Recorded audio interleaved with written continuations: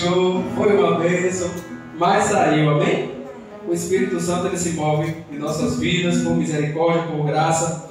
O nosso valor, como eu falo sempre com minha mãe, não vem de nós, vem de Deus, que deu seu único filho para morrer por nós, para que todo aquele que nele crê não pereça, mas tenha a vida eterna. Amém? Agradeço a minha oportunidade no nome de Jesus.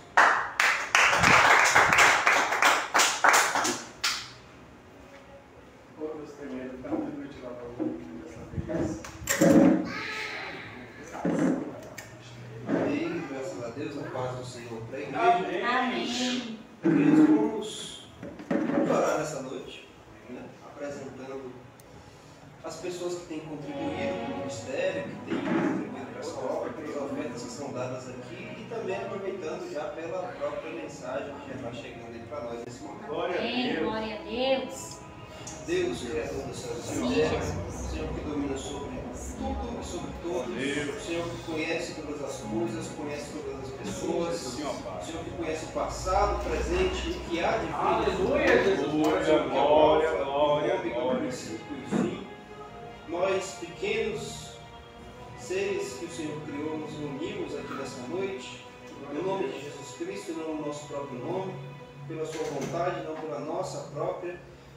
E nós, primeiramente, agradecemos por ter nos conduzido aqui essa noite, por ter conduzido esse culto, esses louvores, por estar presente em todo momento, presente em cada detalhe das nossas vidas. Nós agradecemos pelo cuidado diário, agradecemos porque o Senhor tem mantido essa obra e o Senhor tem levantado pessoas para contribuírem, para que essa obra continue de pé. Nós não conhecemos todas as pessoas, mas o Senhor conhece cada uma. Como Deus que conhece todas as coisas, porque o Senhor mesmo Deus, o Senhor conhece cada pessoa que tem contribuído para esse ministério. Agradecemos por essas pessoas e pedimos que o Senhor abençoe, que o Senhor seja companheiro, amigo dos amigos dessa obra, que o Senhor nos abençoe, que o Senhor nos acompanhe, que o Senhor traga regeneração do coração, cura, milagres e libertação sobre essas pessoas, principalmente consolo na pessoa do Senhor Jesus Cristo, para essas pessoas que têm contribuído. Agradecemos pelas ofertas que aqui têm sido dadas, porque por elas o Senhor tem mantido essa obra e esse ministério. E nós agradecemos também pela oportunidade de ouvir as suas palavras e mais uma vez pedimos para ouvi-las nesse momento, nessa noite, nessa ministração que virá através do seu servo, que irá ministrar a palavra, que o Senhor use e o tome nas suas mãos, que o seu Espírito Santo esteja com ele nesse momento, que ame cada palavra que seja dita, para o louvor da sua glória, para o proveito da sua igreja. O que nós pedimos e agradecemos mais uma vez em nome de Jesus. Amém. Graças a Deus. Glória ao Senhor nosso Deus, glória ao Senhor Jesus. Amém?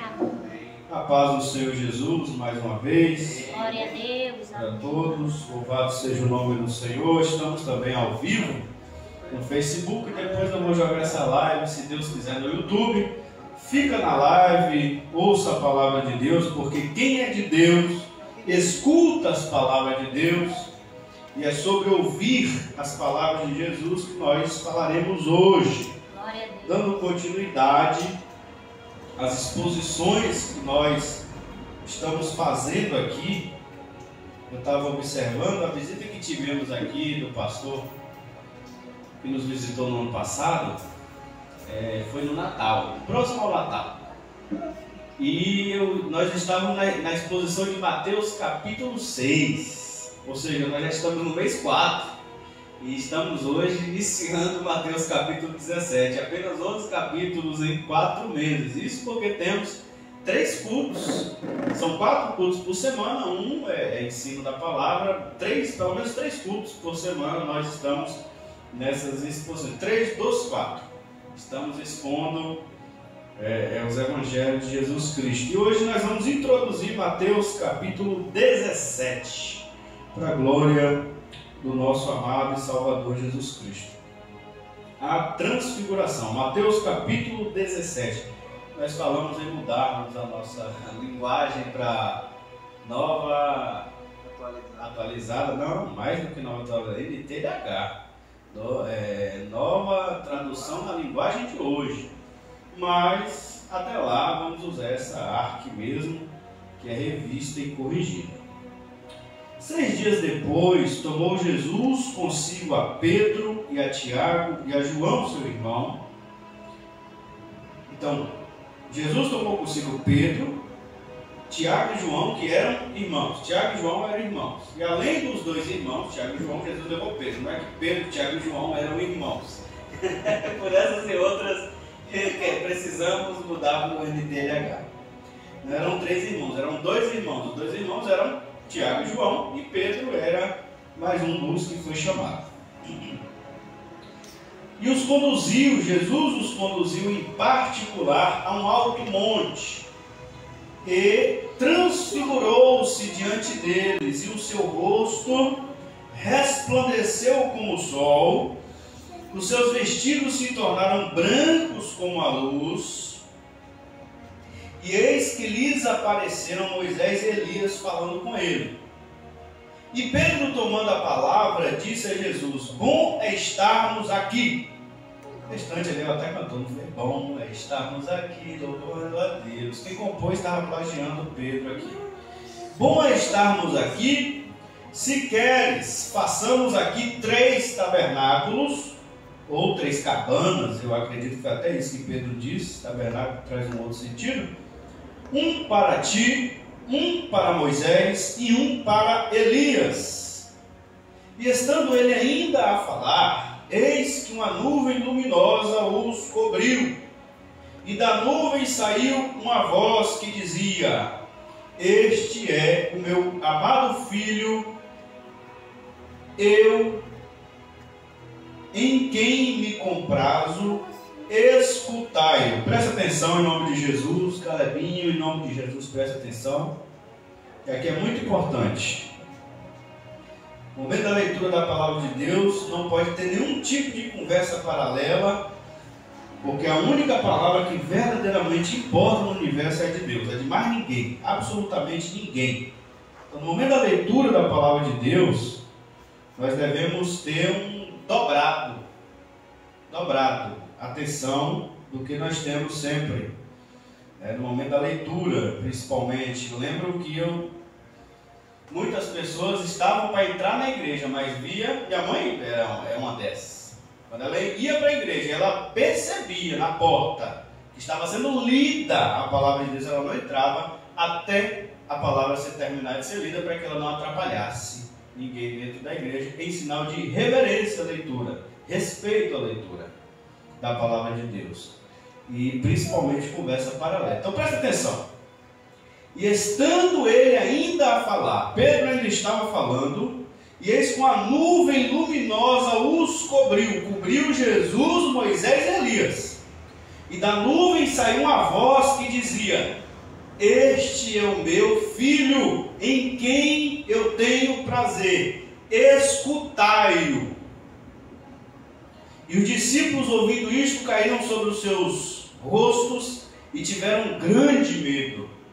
E aproximando-se Jesus, tocou-lhes e disse: levantai-vos e não tenhais medo. E erguendo eles os olhos, ninguém viram senão unicamente a Jesus. E descendo eles do monte, Jesus lhes ordenou, dizendo: a ninguém conteis a visão, até que o Filho do Homem seja ressuscitado dos mortos. Amém? Amém. Até aqui, louvado seja o Senhor nosso Deus. Queridos, por que Jesus só chamou esses 3, eu não sei. Jesus tinha seus motivos, ele é o líder maior, ele é o mestre dos mestres. Não é porque Pedro, Tiago e João eram mais importantes do que os demais, porque nós vamos sair do 17 daqui a pouco e vamos entrar no capítulo 18, onde Jesus vai dizer que não existe hierarquia dentro da igreja, dentro do corpo de discípulos dele, que todos somos irmãos e somos iguais aos olhos do Senhor. Porém, Jesus tem suas estratégias e cada um tem a sua função no corpo. Então, Pedro, Tiago e João teriam responsabilidades depois da partida de Jesus Cristo. Pedro, inclusive, é o primeiro que se levanta para pregar, é quem assume essa responsabilidade de primeiro dar a cara a tapa, vamos assim dizer. É o primeiro pastor que deu a cara para bater, ali na igreja de Jerusalém, foi Pedro. Então ele se levantou, cheio do Espírito Santo, em Atos 2, e pregou, Atos 3, se eu não me engano, ele prega e ganha aquelas 3.000 almas, mas ninguém sabia do resultado. Ali foi muito, graças a Deus, foi salvação de almas e coisa, mas Pedro poderia ter sido morto. Pedro poderia ter sofrido retaliação por aquela pregação, por se levantar com aquela ousadia, com aquela coragem. Depois ele inclusive foi preso no templo porque curou aquele coxo, e foi ele quem se levantou e disse para o Sinédrio: julguem vocês aí se é melhor obedecer aos homens ou obedecer a Deus. Então Pedro e João teriam funções especiais, né? João inclusive é quem fecha a Bíblia com o livro de Apocalipse, o livro das revelações, o cano. Deus usou o apóstolo João, foi a João que Deus revelou o Apocalipse e todos os sinais e a volta do Senhor Jesus Cristo, fechando a Bíblia que nós temos, a Bíblia Sagrada, que é o livro do Apocalipse. Então eles teriam funções especiais e Jesus tem seus motivos. Então não vem ao caso nesse momento, porque ele só levou Pedro, Tiago e João. Jesus sabe o que está fazendo. Mas é importante nós frisarmos que no capítulo 16 foi Pedro quem declarou para Jesus: tu és o Cristo, Filho do Deus vivo. Foi Pedro quem disse isso para Jesus, quem teve a coragem de, entre os discípulos, ser o porta-voz dos outros 11 e dizer para Jesus: o pensamento nosso é que tu és o Cristo, Filho do Deus vivo. Então Pedro não disse apenas em seu próprio nome, ele falou para Jesus no capítulo 16 em nome de todos os outros discípulos. E Pedro tinha essa função de liderança ali, a gente vê entre os 12, lógico que abaixo de Jesus Cristo. E Jesus leva Tiago e João também, os dois irmãos. E se nós formos em Marcos e Lucas, nesse mesmo relato, nós vamos ver que Jesus foi orar. Enquanto isso, os discípulos eles dormiram, eles adormeceram. E Jesus estava orando quando o corpo deles, o vestido dele ficou transfigurado, ficou luminoso, ficou branco demais, ao extremo, de uma maneira que nenhum lavandeiro na terra conseguiria branquear uma roupa para ficar daquela maneira. E também aqui nós lemos que o rosto de Jesus ficou resplandecente como um sol. Aqui, ó, o seu rosto resplandeceu como o sol. Eu sempre fiquei intrigado, porque depois, aí diz a Bíblia, lá em Lucas, a gente vai ver, que quando os discípulos despertam da madorna, que eles estavam madornando, Jesus estava orando, eles despertam e eles vêm conversando com Jesus, Moisés e Elias. Eu desde criança eu ficava intrigado, como eles reconheceram que era Moisés e Elias? Como, pelo amor de Deus, eles reconheceram que era Moisés e Elias? É intrigante, porque Moisés já tinha morrido há muitos milênios, lá no Antigo Testamento. Moisés é o profeta que Deus usou para abrir o Mar Vermelho, para fazer a travessia do povo de Israel, para sair do Egito e a transição no deserto até passar para Josué, que introduziu o povo de Deus na terra prometida, na atual Israel. A gente vê lá a Palestina. Deus usou o profeta Moisés e ele morreu, literalmente Moisés morreu. Tem gente que fala, talvez Deus só deu um sumiço com ele, ele não morreu. Morreu, Moisés morreu, está escrito na Bíblia que Moisés morreu. Deus disse a ele: sobe no Monte Nebo e morre, vê a terra prometida e morre, literalmente morre. E Moisés morreu. Não foi achada a sepultura de Moisés. Quem sepultou Moisés foi Deus, o próprio Deus sepultou Moisés. Ele não deu esse gostinho de urubu comer e nem tampouco de Josué sepultar, não. O próprio Deus quem sepultou Moisés. Tem a briga de Lucifer com o anjo Miguel para disputar o corpo de Moisés, que a gente vai ver lá na carta de Tiago, não é isso? É de Judas, perdão, é de Judas. Mas também não é o caso nesse momento. O importante é que Moisés morreu e o corpo dele nunca foi encontrado. Josué fez uma varredura, vasculhou, mas não encontrou o corpo de Moisés e nem tampouco a sepultura onde Deus o sepultou. E aqui nós vemos Moisés e Elias falando com Jesus. Bom, uma das primeiras coisas que eu acredito que Pedro, João e Tiago entenderam que era Moisés é porque o rosto de Jesus ficou resplandecente igual ao sol. Por quê? Porque eles são judeus. Pedro, Tiago e João são judeus. Eles iam lá na sinagoga ou no templo. Eles viam o sacerdote. Ele não era igual eu, prego aqui não era igual o teu, prega não. eles botavam um véu para eles poderem ler a Torá, para eles poderem ler as Escrituras.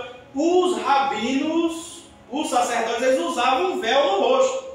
Talvez os meninos, quando eram introduzidos, eles já eram introduzidos com uns 7 anos, eles começavam já a poder participar da leitura. E eles perguntavam, papai, mamãe, por que o sacerdote está com aquele pano na cara?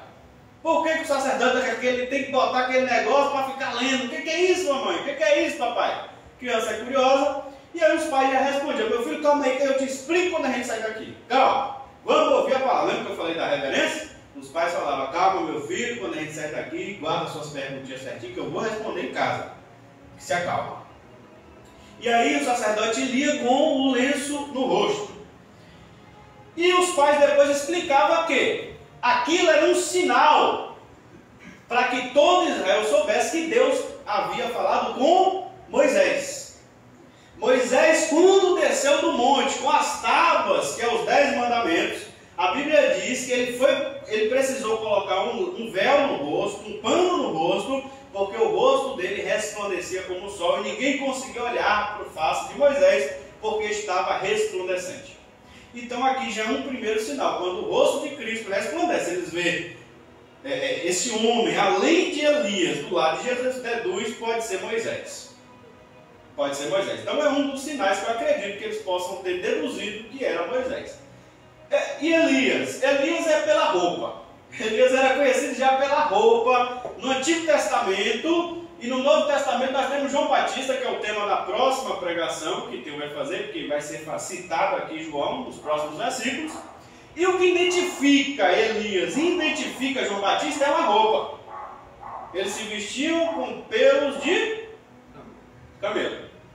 Uma roupa de couro, de pelo de camelo, cingiam um cinto de couro em volta dos lombos.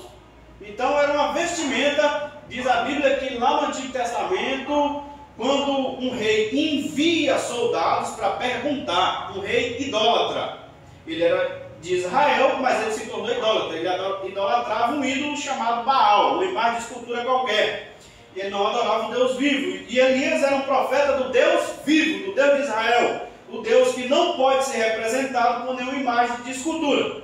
E esse rei idólatra, ele adoece e manda soldados ir perguntar lá na Síria se ele ia morrer ou viver, perguntar para Baal, para um ídolo que não pode responder. No meio da estrada, esses 2 soldados são interceptados por um homem. Esse homem é o profeta Elias. Detalhe, os 2 soldados não conheciam Elias.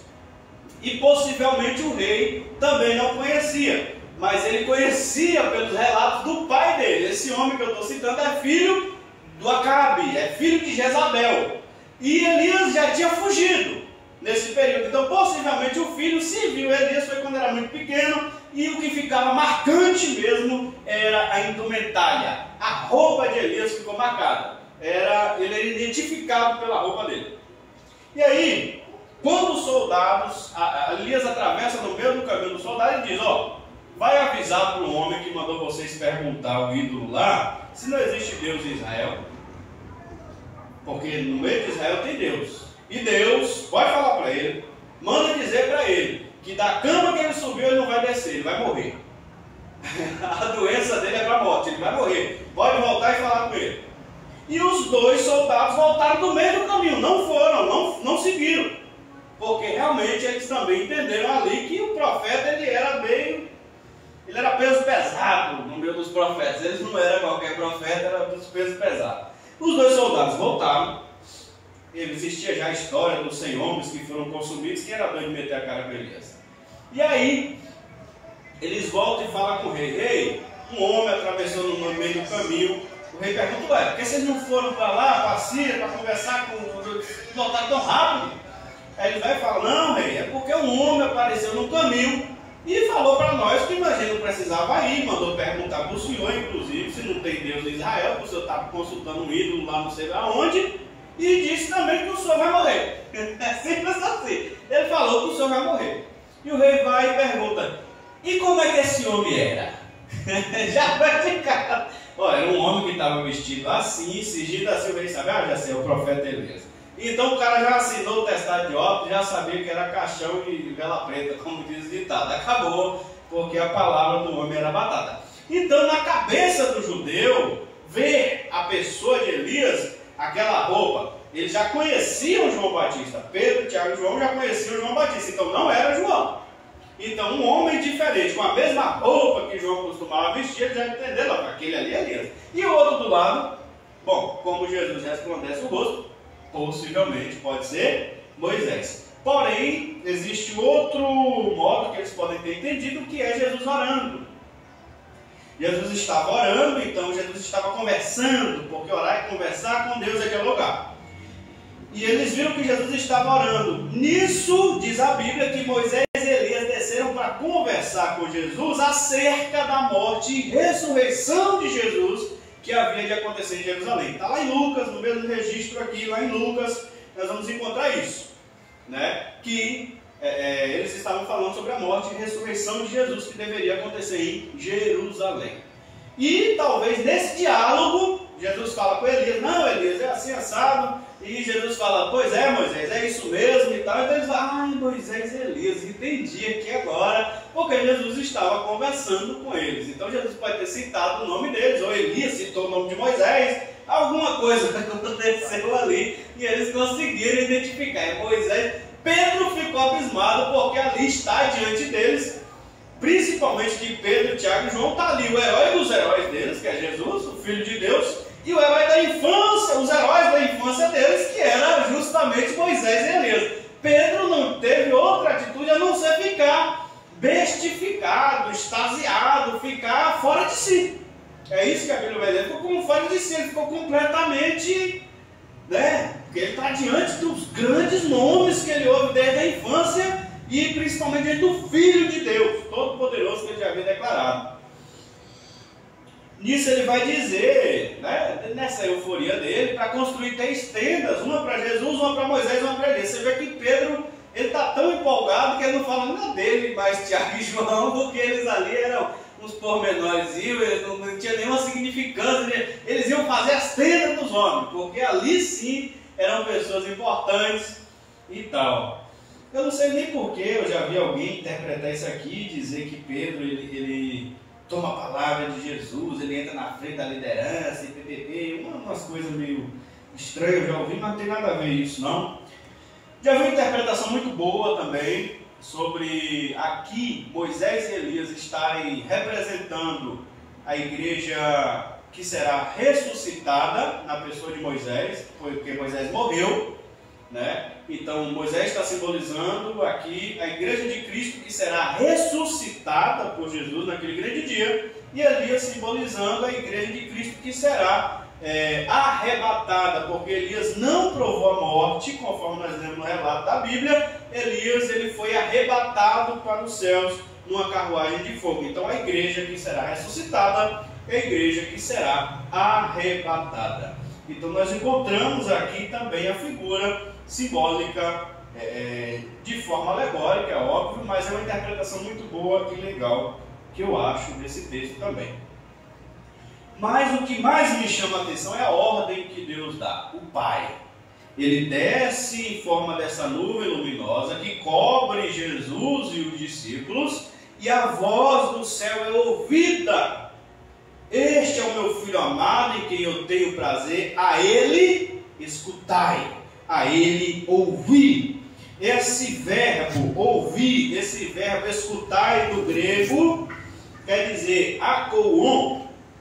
Presta atenção que eu vou ler rapidamente. Estar dotado com a faculdade de ouvir ou ter ouvido, ouvir. Essa aqui é mais interessante, ó. Prestar atenção em Jesus. Considerar o que está ou tem sido ouvido, né? Prestar atenção e considerar o que está ou tem sido falado por Jesus. Entender, perceber o sentido do que é dito. Entender e perceber o sentido do que Jesus fala, das palavras de Jesus. O Pai está ordenando. Ouvir alguma coisa, perceber pelo ouvido o que é dito em frente de alguém, conseguir aprender pela audição, algo que chega aos ouvidos de alguém, descobrir, aprender, dar ouvido a um ensino ou a um professor, compreender e entender. Então, essa palavrinha do grego tem todos esses significados e se aplica perfeitamente ao que Deus está ordenando. O Pai está ordenando que nós, Igreja de Jesus Cristo, discípulos de Jesus Cristo, devemos fazer. Aqui no capítulo 17 nós encontramos a confirmação do próprio Pai sobre a confissão de fé de Pedro no capítulo 16. Quando Pedro diz: nós cremos que tu és o Cristo, o Filho de Deus. Jesus, por seu amor, graça e bondade, leva Pedro para ouvir da boca do próprio Pai aquilo que Jesus também já havia ouvido em Mateus capítulo 4, quando ele foi batizado, o Espírito desceu em forma corpórea de pomba e confirmou. Mateus 3. Este é o meu Filho amado em quem tenho prazer. E no capítulo 4 tem a tentação, e Jesus se contenta com a palavra do Pai, de que ele é o Filho de Deus. O Pai já havia testemunhado, e aqui Deus testemunha na frente de Pedro, confirmando a fé de Pedro no capítulo 16. Deus aqui testemunha: este é o meu Filho amado. E Deus, o próprio Pai, dá essa ordem para nós: a ele vocês devem ouvir. Então, de tudo que a gente tem visto aqui, essas figuras maravilhosas, essas figuras incríveis que foram no Antigo Testamento, também Cristo se transformando, ficando transfigurado, de tudo isso, mais importante é essa ordem de Deus, e é isso que devemos guardar: a Ele vocês devem ouvir. É a Jesus Cristo que nós devemos ouvir, não é a homem, não é a mulher, não é a profeta que se levanta e não pode provar por meio de Jesus Cristo na Bíblia Sagrada que suas palavras são verdadeiras. Toda e qualquer profecia, toda e qualquer revelação, todo e qualquer movimento deve ser testado pelas palavras de Jesus Cristo. E se Jesus Cristo fala que é assim, e toda e qualquer outra coisa que vem ao contrário disso não provém de Jesus Cristo e deve ser completamente rejeitado por nós que somos igreja de Jesus Cristo. Por mais que isso venha falsamente em nome de Jesus, ou venha em nome do Espírito Santo, ou venha em nome sei lá do que, não interessa, se contradiz as palavras do Senhor Jesus Cristo, que nós temos aqui, escritas no Novo Testamento, os 4 Evangelhos, as cartas paulinas, as cartas de Pedro, as cartas de João, o Apocalipse. Se não condiz com toda a Escritura, Antigo e Novo Testamento, não deve ser aceito pela igreja, porque a ordenança de Deus para nós é: a Jesus devemos ouvir. Devemos ouvir quem? Jesus. Como eu já disse, já aconteceu aqui na cidade, de pessoas que não ouviram Jesus, ouviram um certo pastor que na época ele revelava muito, e ele revelou que Jesus ia voltar na vigília do ano 99 para 2000, e essa igreja foi para lá, para o templo, esperar a volta de Jesus Cristo, que segundo a boca do pastor, aconteceria exatamente à meia-noite de 99, do 31 de dezembro de 99 a 1º de janeiro de 2000. E não aconteceu, é óbvio, porque Jesus Cristo já havia dito, está escrito em Mateus 24, que nem ele, quando estava aqui na terra, não sabia nem o dia nem a hora que ele ia voltar. Nem os anjos lá no céu não sabiam. E ninguém sabe daquele dia e hora. O próprio Jesus disse: eu vou vir como ladrão, eu vou vir de uma maneira que ninguém, de uma hora que não estarão esperando. Então, se aquele povo tivesse ouvido Jesus, não teria se iludido. Então devemos ouvir Jesus para não sermos enganados pelo diabo, para não sermos enganados por pessoas malignas, para não sermos enganados por pessoas manipuladoras. Devemos ouvir a voz de Jesus Cristo, a voz dele falando conosco. Observe o que diz o próprio Pedro, testemunha ocular, e a gente entende o porquê que Deus, Jesus Cristo, chamou ele para estar lá naquele dia. Ele, Tiago e João. Preste atenção que Pedro diz na sua segunda carta, inclusive antes dele começar a abrir o verbo contra os falsos mestres, contra os falsos profetas. Olha o que o Espírito Santo vai falar através de Pedro. 2 Pedro, capítulo 1, a partir do versículo 16. Porque não vos fizemos saber a virtude e a vinda de nosso Senhor Jesus Cristo, segundo fábulas artificialmente compostas, mas nós mesmos vimos a sua majestade, porquanto ele recebeu de Deus Pai honra e glória, quando da magnífica glória lhe foi dirigida a seguinte voz: este é o meu Filho amado, em quem me tenho comprazido. E ouvimos esta voz dirigida do céu, estando nós com ele no Monte Santo. Pedro está recitando aqui exatamente o que nós lemos em Mateus 17. E temos muito firme a palavra dos profetas, porque estava lá Moisés e Elias. Temos a palavra dos profetas, a qual bem fazeis em estar atentos, como a uma luz que ilumina em lugar escuro, até que o dia esclareça e a estrela da manhã apareça em vossos corações, sabendo primeiramente assim, que nenhuma profecia da Escritura é de particular interpretação, porque a profecia nunca foi produzida por vontade de homem algum, mas os homens santos de Deus foram inspirados pelo Espírito Santo. Amém? Pedro aqui, o Espírito Santo através de Pedro, está exatamente falando a mesma coisa que ele ouviu no monte da boca do próprio Pai, para nós atentarmos, para nós ouvirmos, para nós prestarmos atenção, para nós atentarmos, para nós aprendermos pelo que ouvimos da boca de Jesus Cristo. E aqui a comparação que o Espírito Santo faz é para estarmos atentos como a uma luz. Já temos isso até no Salmo 119. Lâmpada para os meus pés é a tua palavra e luz para o meu caminho. Como uma luz que ilumina em lugar escuro. Ou seja, estamos em trevas, somos ignorantes, e o diabo quer nos manter presos a uma ignorância espiritual, o engano da idolatria, o engano do misticismo, o engano de tantas outras coisas, porque o diabo ele é mentiroso e ele é pai da mentira. Ele nunca se firmou na verdade.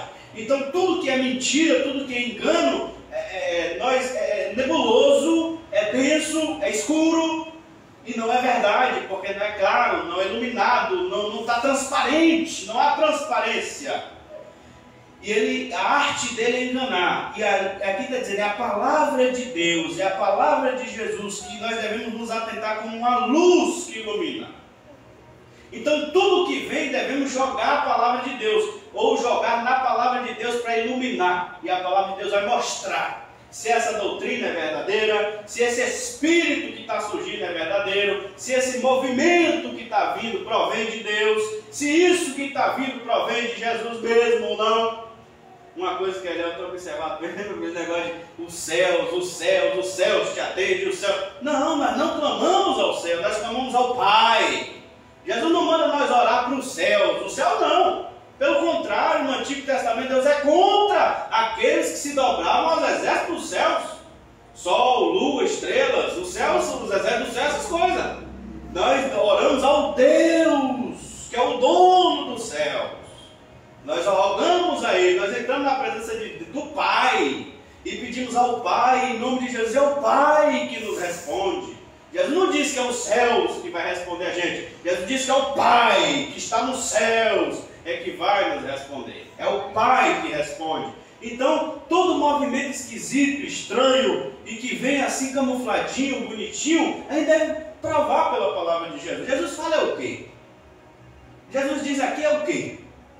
Então a gente deve saber pelo que Jesus fala. Como uma lâmpada, uma lanterna, que você está no lugar escuro, não sabe onde pisar, e você ilumina com a lanterna, você põe uma lâmpada ali, aí você sabe onde você pode andar, ou você não tropeça, você não cai, porque você liga a lâmpada. É isso que Pedro está falando aqui, o Espírito Santo. A palavra de Deus é como a luz que ilumina em dia escuro, até que o dia esclareça, até que tenhamos a maturidade espiritual. E quem vai nos trazer isso? As palavras de Jesus. É óbvio, porque quando alguém vir falar em ira, em matar, em destruir, em não perdoar, em se vingar, em não sei o quê, a gente já vai saber, isso é tudo contra as palavras de Jesus.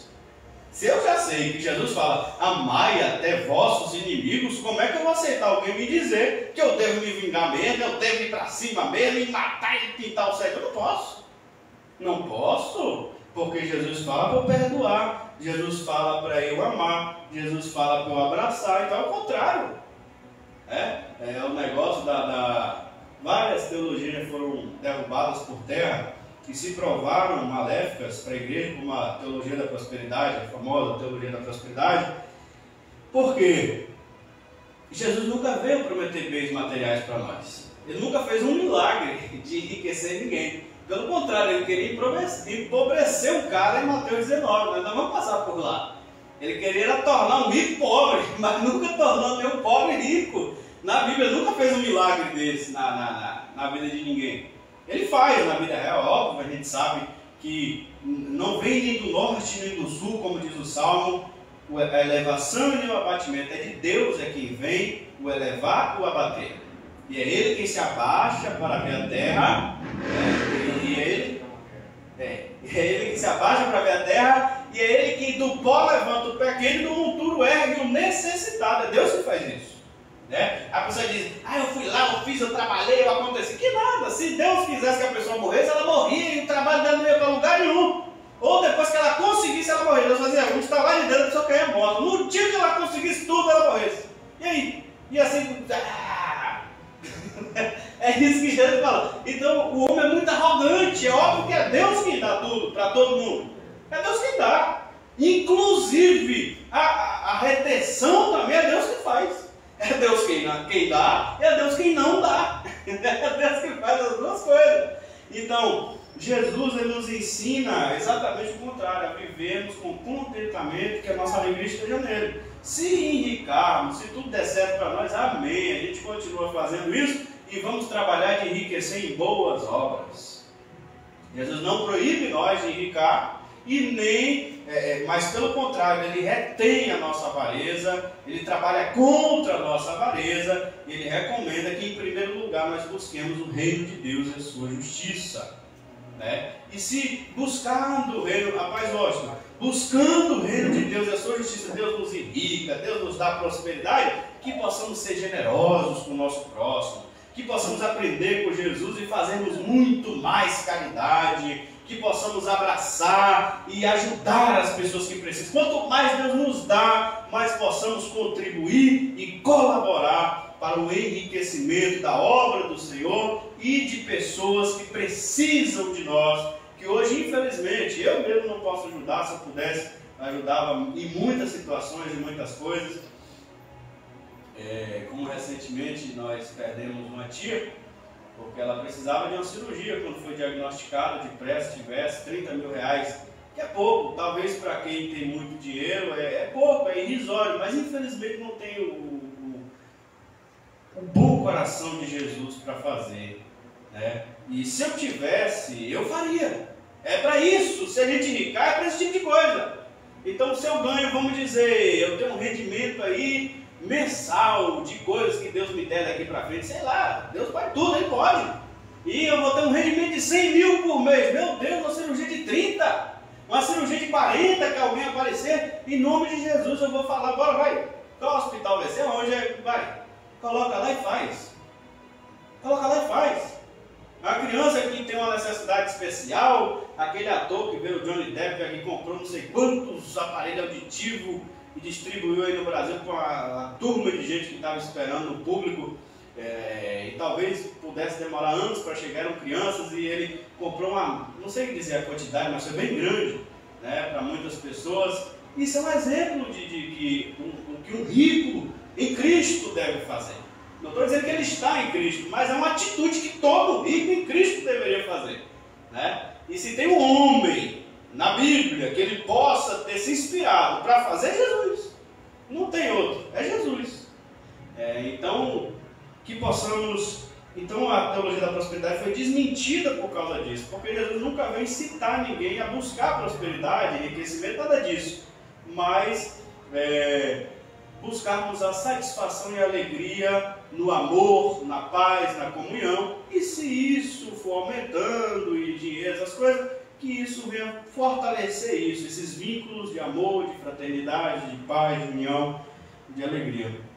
E outras mais podem cair por terra à medida que a igreja vai amadurecendo e vai crescendo em Cristo, né? Tem uma, inclusive, que eu quero citar rapidamente, que infelizmente na igreja brasileira foi um problema, tem sido um problema, que é a união da igreja com a política, essa mistura. E nós devemos ouvir Jesus que diz: dai a César o que é de César, dai a Deus o que é de Deus. O culto é para Deus, a igreja é para ser preparada como noiva para esperar a volta de Jesus Cristo. Estamos no Brasil, devemos exercer nossos direitos civis, direito a voto, direito a isso, direito a aquilo, devemos exercer. Isso é dar a César o que é de César. Chegou o dia da eleição, vamos lá comparecer, cumprir nosso dever cívico. Dar a César o que é de César. Agora, a igreja de Jesus Cristo não se envolve em partidarismo, a igreja de Jesus Cristo não se envolve com política terrena, políticos não são bem-vindos na igreja, pessoas são bem-vindas, por mais que elas trabalhem na política, mas políticos não são bem-vindos, político não. Pessoas que trabalham na política são bem-vindas. Entendeu o mistério? Então, não é bem-vindo o político na igreja, não, ali é uma pessoa. Qual é o nome dele? Fulano de tal. Então essa pessoa é bem-vinda na igreja. Como pessoa. Assim como um médico, como advogado, eles são bem-vindos, qualquer profissional é bem-vindo na igreja. Mas como aquele espectro que ele é, não. Aquele espectro fica da porta para fora. Dentro da igreja, Jesus é o único rei que a igreja tem. Glória a Deus, aleluia. Porque ele disse: entre vós não será assim. Mateus 18 que a gente vai ver. Porque ele disse: o meu reino não é deste mundo. Porque ele disse: dai a César o que é de César, a Deus o que é de Deus. Então a gente tem que ouvir as palavras de Jesus Cristo. Por mais que, mas centenas, dezenas, não sei quantos pastores se envolvem, estão se envolvendo, igrejas criando partidos, esteja fora disso, porque Jesus nunca fez isso, e Jesus nunca aconselhou isso, e Jesus nunca conduziu a igreja dele a isso. Então estamos fora, completamente fora. Então, que possamos guardar as palavras de Jesus Cristo, e assim não nos enveredaremos no mal. Não seremos enganados pelo diabo. Não seremos atraídos pelas trevas, se a luz, que é a palavra de Jesus, iluminar. Então, escutai as palavras de Jesus. Nós escutamos as palavras de pastores, se elas ecoam as palavras de Jesus. Nós escutamos as palavras dos reformadores até o ponto que ecoa a voz de Jesus. Onde passa, e ali não é Jesus falando, é só o reformador falando, então estou fora. Eu só vou ficar até onde ele falou, aqui ecoou a voz de Jesus. Até onde eu estou encontrando a voz do meu supremo pastor, eu estou. Passou daqui, Calvino falando, Lutero falando, Zwinglio falando, John Knox falando, o outro aí, Spurgeon, mas tem outro aqui mais complicadinho, que é o mais recente, que é quem fez essa mistura bem legal. Ele era primeiro-ministro da Inglaterra, é o que escreveu sobre o sermão de Cristo, o sermão da montanha. Jones, não sei quem Jones, alguma coisa assim, depois eu vou lembrar o nome dele. Lloyd Jones, isso. Excelente teólogo, incrível, quem sou eu para estar criticando ele? Mas assim, no ponto em que toca misturar a igreja com política, isso aí, meu irmão, está fora do Evangelho de Cristo, está fora da palavra de Cristo, apóstolo nunca fez isso, Jesus nunca fez isso, então Lloyd Jones está errado. Ponto, ele fica com a opinião dele para lá, já faleceu, está com Cristo, amém, eu não sou obrigado a acatar. A igreja de Cristo não é obrigada a acatar. Estamos separados, vivendo no mundo, mas não somos do mundo. Amém? Então, é só um exemplo de que se nós ouvirmos Jesus, nós não seremos pegos na armadilhinha de Satanás, e a igreja não cairá e sairá dessa desgraça que ela entrou, a igreja brasileira sairá dessa infâmia, desse laço do diabo que ela entrou, infelizmente, e a igreja conseguirá sair. Né? Ela não entrou agora, ela vem entrando de 85 para cá, né? Ingressando, e a gente viu grandes pastores, homens que levavam a palavra de Deus com tanta firmeza e autoridade, virando deputados. Virou uma coisa estranha, uma coisa esquisita, um movimento anticristo, antibíblico, não tem nada a ver, né? E vergonhoso a igreja, vergonhoso ao Evangelho de Cristo, e que nós devemos rejeitar como igreja e voltarmos para a palavra de Jesus Cristo, a simples ouvir as palavras de Jesus Cristo. Se a palavra de alguém importante não vai além da de Cristo, tá bom, alguém importante, fica com a sua importância, a sua palavra só vai até aqui. Você falou de Jesus até aqui, então só vou até aqui. Pronto.